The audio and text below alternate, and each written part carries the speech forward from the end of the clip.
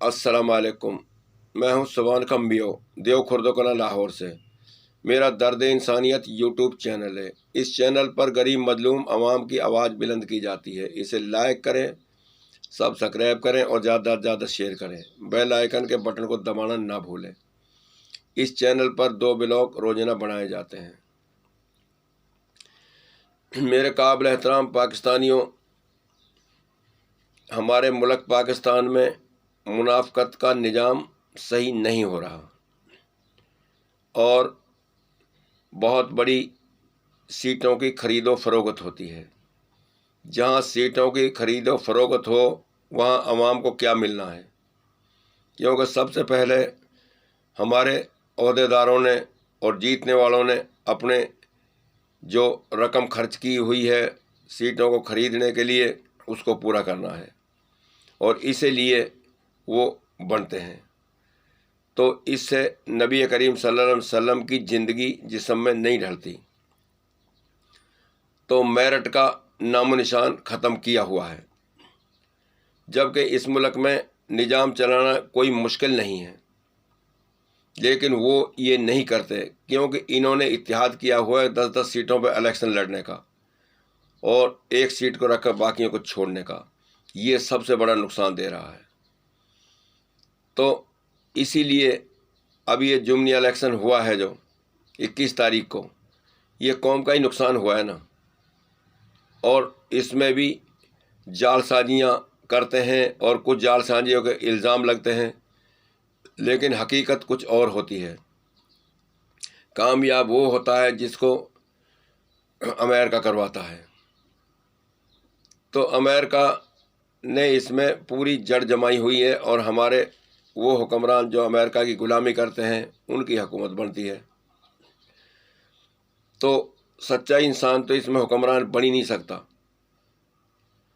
تو یہ جو کچھ بھی پاکستان میں ہو رہا ہے غریب عوام کے خلاف ہو رہا ہے۔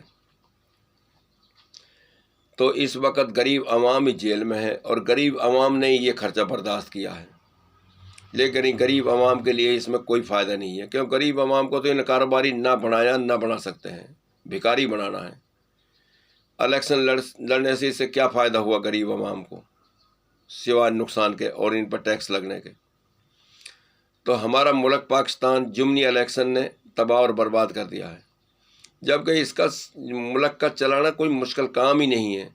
بھئی ایک سیٹ پر ایک امیدوار الیکشن لڑے اور کامیاب ہونے کے بعد اپنی حکومت بنائیں، تو انتظار تو کسی بات کا ہے ہی نہیں، تمام تنازع ختم ہو جاتے ہیں اور جو ملک کے حق میں بہتر پالیسی ہو اس کو اختیار کریں۔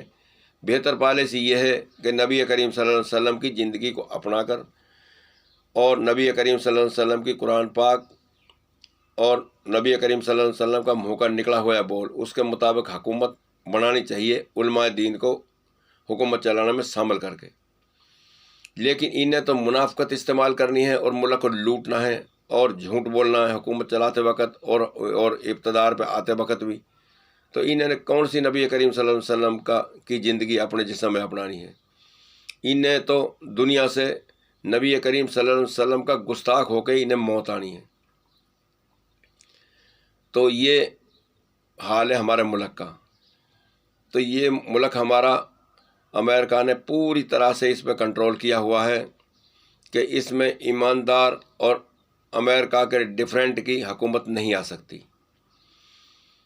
تو ہمارا ملک پاکستان معدنیات کے لحاظ سے اللہ نے بہت بڑا ہمیں نوازا ہے، ایمان کے لحاظ سے بھی بہت نوازا ہے، لیکن وہ ایمان ہے جو ہے دینی، جو انسان ہیں جو دین کی دعوت دیتے ہیں، باقی ضمیر فروش ہیں۔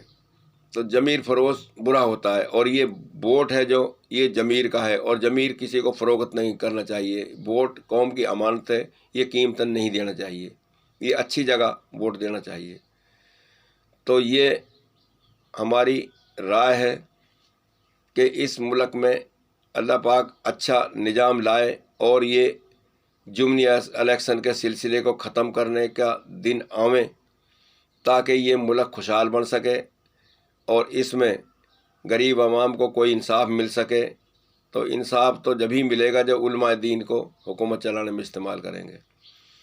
تو ہمارا ملک پاکستان اس وقت سیاست نے تباہ اور برباد کر دیا اور سیاست چل رہی ہے امریکہ کی۔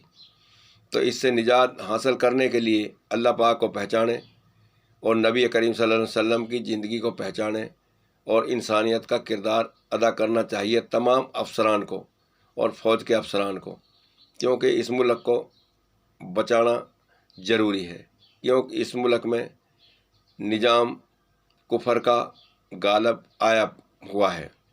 تو اسے نجات حاصل کرنے کے لیے ہمارے ہائی افسران جو فوج کے جنرل صاحبان ہیں ان کے ہاتھ میں اس بار کنٹرول ہے۔ اگر وہ نبی کریم صلی اللہ علیہ وسلم کے امتی ہیں تو اس کو ضرور پہچانیں۔ میرے قابل احترام جو پاک فوج ہے ہماری بہت قابل احترام ہے، اور ہماری فوج کی طرح کہیں دنیا میں فوج نہیں ہے، لیکن امریکہ کی غلامی نے ہمیں تباہ اور برباد کیا ہوا ہے۔ اس سے نکلیں اور نبی کریم صلی اللہ علیہ وسلم کی زندگی کو پہچانیں اور علماء دین کو حکم چلانے میں شامل کروائیں۔ السلام علیکم۔